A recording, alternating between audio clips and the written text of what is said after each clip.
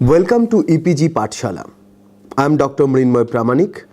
I teach Comparative Indian Language and Literature at the University of Calcutta. Today we will discuss about the Parsi theatre. The content of this module is prepared by me. For 100 years, 1850 to 1950, Parsi theatre actually dominated Indian theatrical culture. And the most creative period of Parsi theatre was between 1870 to 1890, and it brought different kind of changes in attitude and perception about theatre in the minds of the people of India. Parsis were the pioneer in modern theatre movement in India.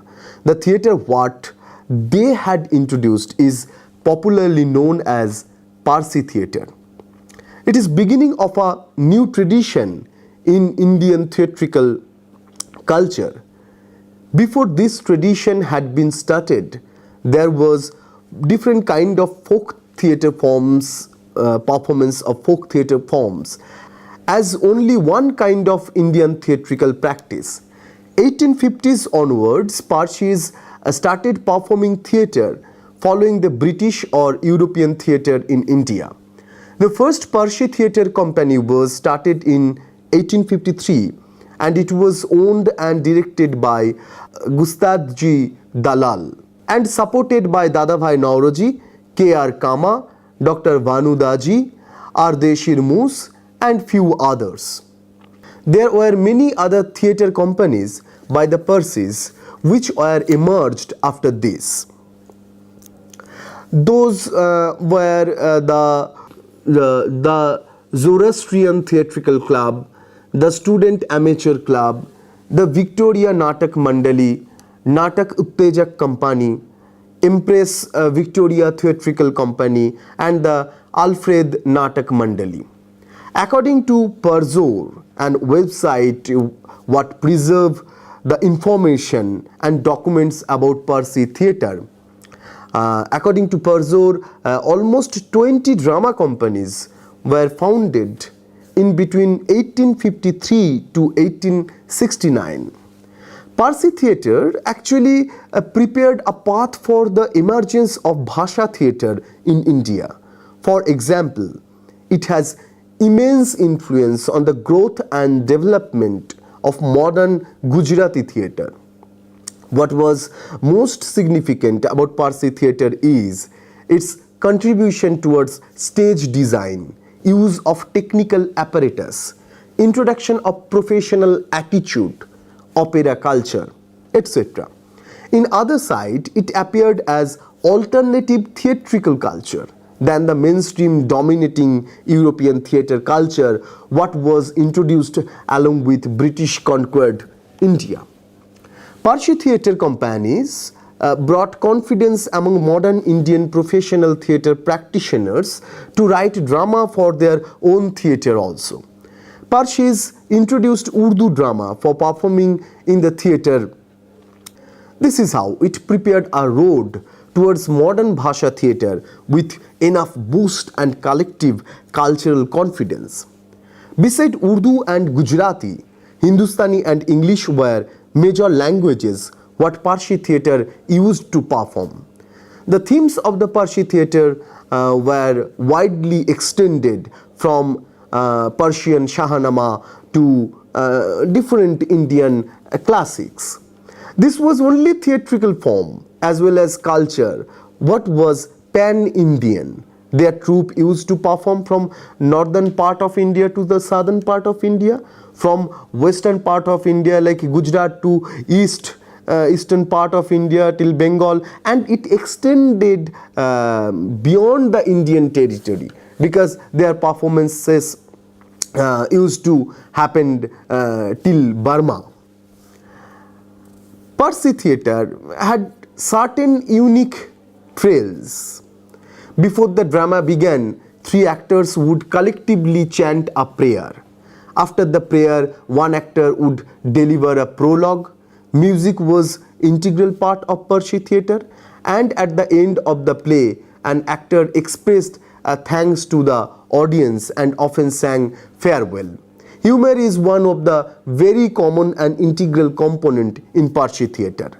The passionate lover and practitioners of Parsi theatre in Kolkata, the Calcutta Parsi Amateur Dramatic Club, kept alive these songs of music in Parsi theatre in their memory.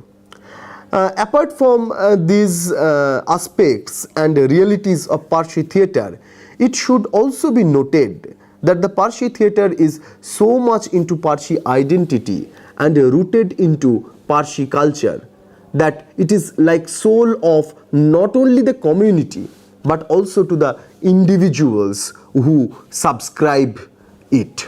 Parsi theatre is a community culture, is a family culture, and is a romance of the individual who are or were passionate with it or about it. Times of India reported on 5th January 2016, I quote, Yazdi Karanzia, an octogenarian Surti and one of the doyens of Parsi theatre in Gujarat, was in Ahmedabad on Saturday to deliver a talk on the history of Parsi theatres, part of a 3-day literary festival organized by Gujarat University. The question about survival of Parsi theatre is one of the most frequently asked questions nowadays. But I am hopeful, Karanjia said, but I am hopeful that the theatre will be alive till the last of Parsis is alive. According to Karanjia, the history of Parsi theatre in India can be traced back to 1840s when they performed Shakespeare's play, and Faramji Dalal staged very popular original Parsi play Rustam and Sohrab in 1850s. Not only in the history of Indian Bhasha theatre but also Parsi theatre had its immense influence on Bollywood movies. Ardeshir Irani, Sohrab Modi, Prithviraj Kapoor brought the tradition of theatre into cinema. Sohrab Modi's Pukar 1939 was Parsi theatre based Hindi movie. The influence of Parsi theatre went beyond the use of Urdu. The song and dance formula owes its popularity to the Parsi theatre to a great extent. When the Bombay film industry grew, Urdu by default became the language of cinema. Commented by Parsi cover. The Parsi theatre took a new turn in post-independence India with the rise of the popular cinema. The standard bearers were Firoz Antia and Dr. Ratan Marshall. Adi Marzban freed Parsi drama from the shackles of traditions and brought realism to the theatre. Now let us talk about very specific things about the Parsi theatre. I begin with a quotation with basic information about Parsi theatre. A Parsi theatre employed the prevailing local languages, Gujarati, Urdu and Hindi, used the European style proscenium with richly painted backdrop, curtains and trick stage effects, and depended on spectacle and melodrama to create audience appeal. Simultaneously, it ushered in the conventions and techniques of realism, marking the transition from stylized open-air presentation to a new urban drama. Although largely displaced by motion pictures after the advent of sound in the 1930s, Parsi theatre remains a vital component of the subcontinent's cultural heritage, significant for its long-term impact on diverse regional theatrical styles and the popular cinema. So from this quotation consisting with very basic information about Parsi theatre, we came to know that Parsi theatre by nature is very much cross-cultural, and it has a several kind of influence in Indian professional theatre, in the drama writing, in Indian Bhasha literature, and to shape the pattern of dialogues and design of Bollywood movies. One can be amazed to see the kind of sophistication found in the different companies' production of Parsi theatre.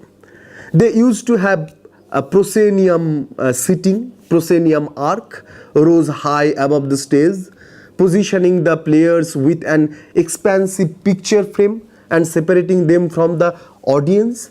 Massive painted curtains sets the shifted between the scenes, and lavish costumes created sumptuous atmosphere filled with exotic images.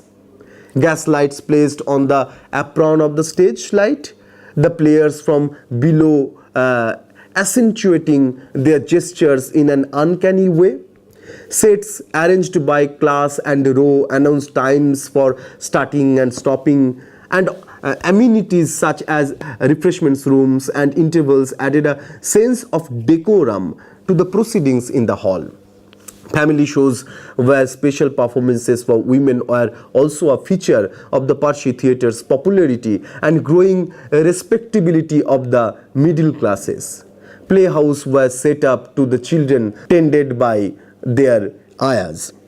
Now, from this description of Parsi theatre, we understand that in the 19th century or in the beginning of 20th century, when women education was so restricted, women freedom was hardly given to the women. It was so restricted. The Parsi theatre offered us different kind of space for the women, and definitely it helped women to be enriched. Definitely it educated women's, even it educated the teenagers and the children who used to go to watch Parsi theatre.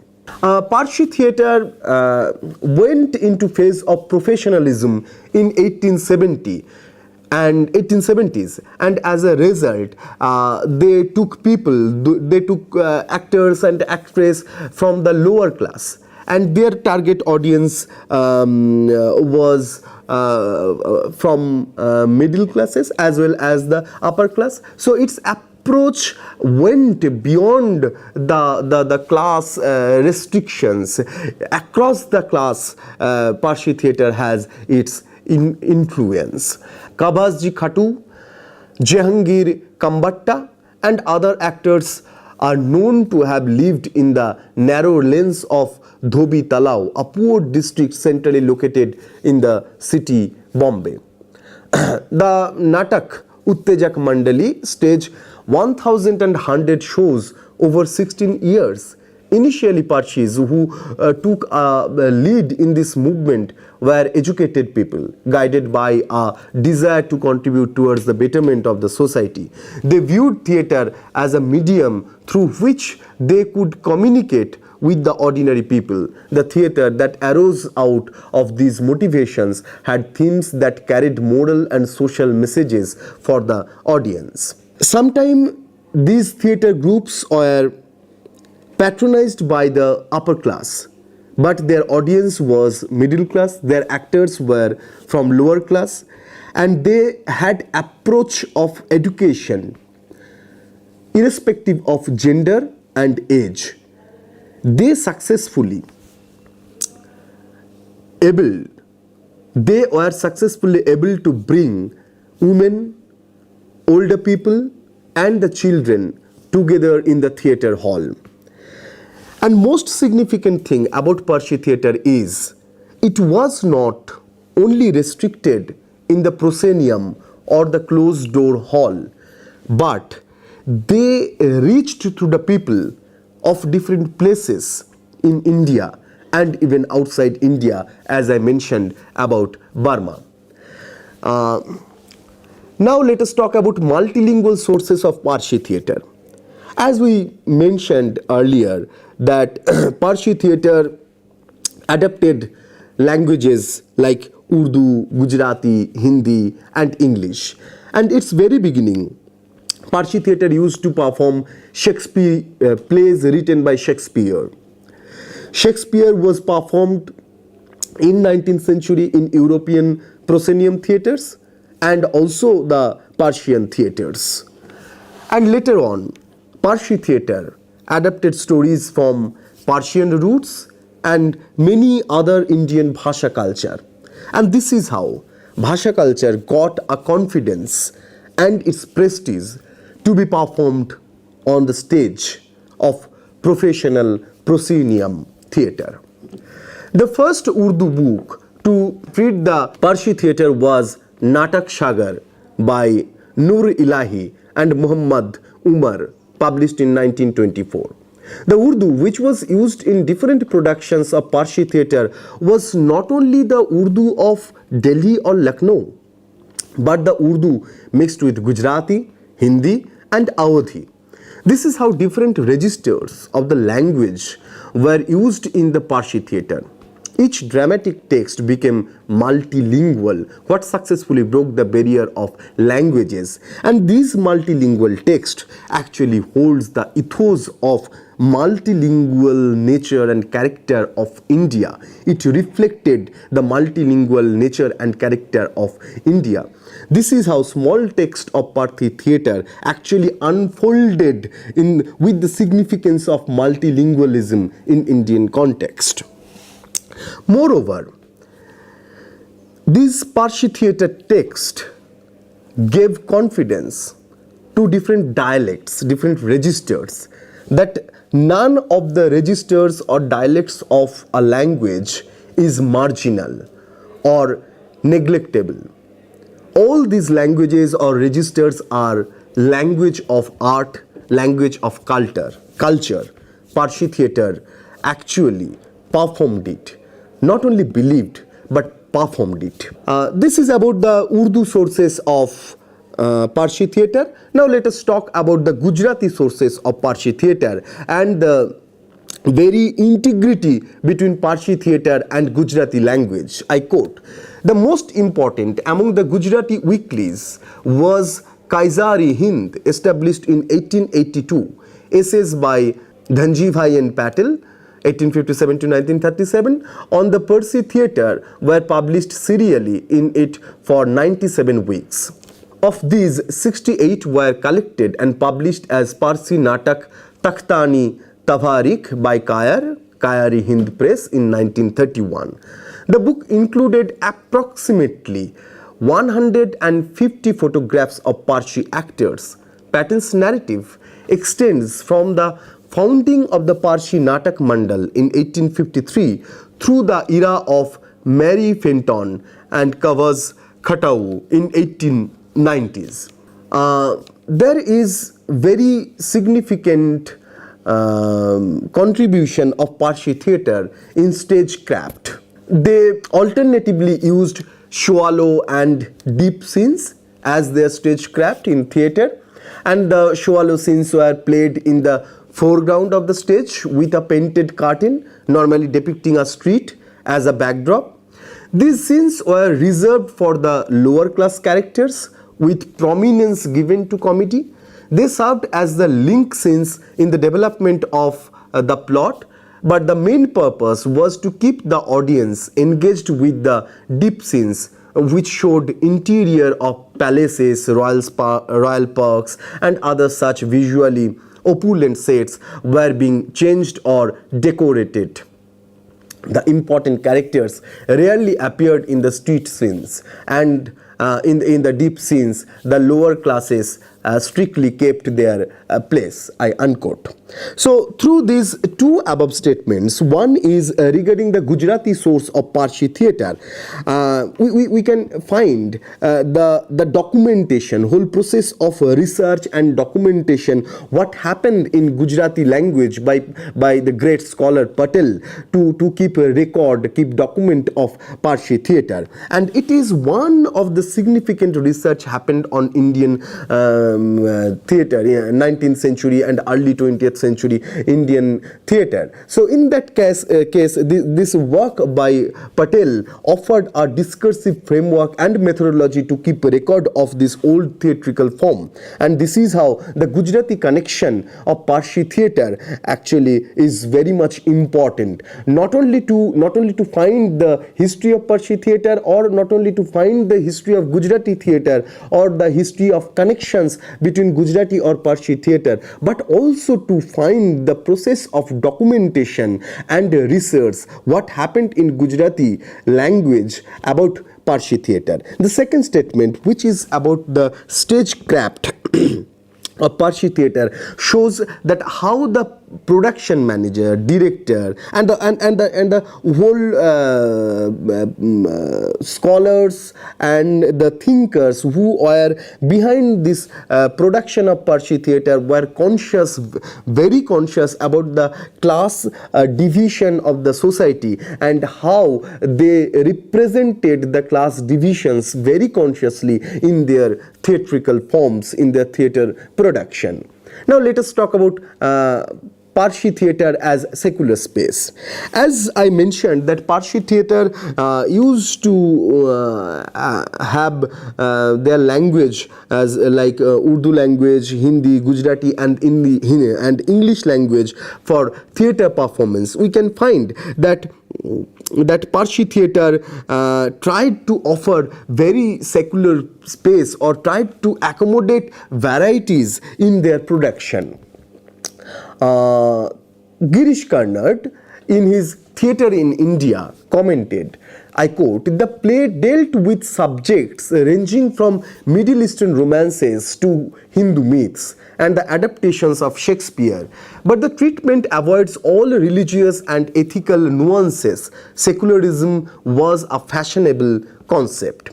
As the audience was heterogeneous across the classes, castes, and religious communities, they were catered different narrative genres. Sometimes it was Indo-Muslim fairy romance, sometimes Hindu mythology, and sometimes bourgeois social drama. This is how whole approach of Parsi theatre was very much inclusive, and it held polyphony and plurality of Indian culture through the practice. In Parsi theatre, we can find different versions of Mahabharata and Ramayana. They also used to perform Mahabharata and Ramayana, and they use actresses like Gohar and Mary Fenton, a Muslim and Anglo-Indian respectively, and they played a role of Sita and other heroines, while Parsi and Muslim men played the parts of Rama and Krishna. The glory of Hindu mythic figures had been a mainstay of Parsi theatre since the Indra Shabha arrived in Bombay from post-mutiny Lucknow. The heteroglossia of Indra Shabha was mirrored in countless dramatic texts of period. So this is how we can find that not only the languages but also the contents were very much diverse, and contents were taken from different sources to put a ethos of secularism through their production. Parsi theatre had immense influence or immense role to play in the freedom movement and the religious harmony. The Nataka Mandali not only inspired Indian Bhasha theatre movement, but also it had impressive contribution in the freedom movement, as they used to perform nationalist and socially realist dramas in their theatre. I quote, "In its remarkable century-long history, traversing the colonial and nationalist eras, the Parsi theatre was unique as a site of communal harmony. The Parsi theatre began in Bombay in the early 1850s and fanned out across South and Southeast Asia by the 1880s. During the 20th century, major Parsi theatrical companies flourished in Lahore, Delhi, and Calcutta, exerting a huge impact on the development of modern drama, regional music, and the cinema.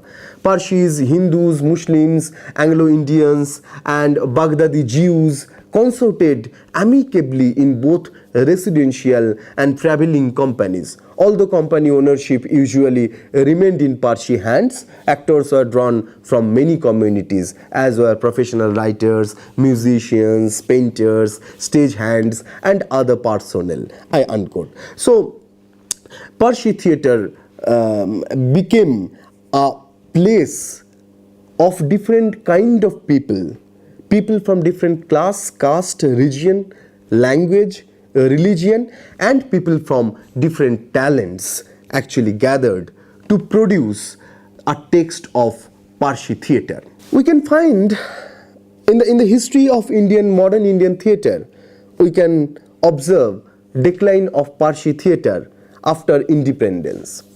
As the majority of Parsi playwright went into a kind of hibernation, the independence made Parsi community very much confused, because before independence, during independence, and after independence, India observed a religious conflict between Hindu and Muslims. The partition happened in Punjab and Bengal. So there were so much religious riots, conflicts, and problems. What actually disturbed the psychology of the theatrical or the theatre personalities of Parsi. And this nation was not only divided physically but was divided psychologically also. And because of this, the Parsi theatre became very much confused that what to cater, whom to cater, and how to cater. This peace-loving community did not know whom to affiliate with. And this psychological crisis, the crisis of non-alliance, made one of the major reasons of decline of Parsi theatre. The silence of the Parsis, what we found in the Parsi, with the decline of Parsi theatre, actually broke during 1970s and 1980s, when writers like Rohinton Mistry, Firdoz Kanga, Dina Mehta, and Thriti Umrigar and Boman Desai came. The writings in the text of these writers displayed ethno-religious attributes. There was feeling of alienation and insecurity experienced by diasporic communities. Now let us conclude our discussion. Parsi theatre is first Indian professional theatre in modern times. It had pan-Indian influence, and it could successfully transcend the barrier of caste, community, and language, along with the geographic boundaries. The very Indian flavor of multilingualism was truly practiced in this theatre culture. It was beginning of Indian awakening towards confidence to own a theatre tradition professionally and to practice theatrical forms found in different Indian Bhasha traditions. Parsi theatre was so powerful in its approach through content, style, language, and mobility that it had influenced the audience of urban India, mainly across the geography. This theatrical tradition can be strongly observed as continuous flow of alternative aesthetics in British India. Parsi theatre successfully defined or offered a definition to an Indian style of expression, and because of this powerful contribution, later Bombay movie adapted Parsi theatre style in it.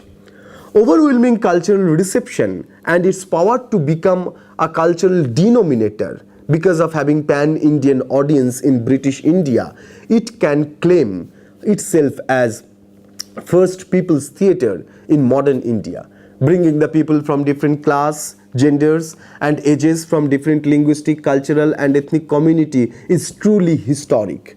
But it is not the case that the Parsi theatre did not observe any rejection from the people. Renowned Bharatendu Harishchandra, a famous poet and critic in Hindi, was not ready to accept this theatre. Now I would like to finish this conclusion by a comment made by Katharina Hansen. Katharina Hansen commented, although the Parsi theatre was produced within a cosmopolitan entertainment economy. At a time when linguistic and communal identities were fluid and overlapping, the knowledge of the Parsi theatre disseminated through South Asian language-based scholarly traditions has been produced under the shadow of the subcontinent's religious and ethnic antagonisms. Thank you.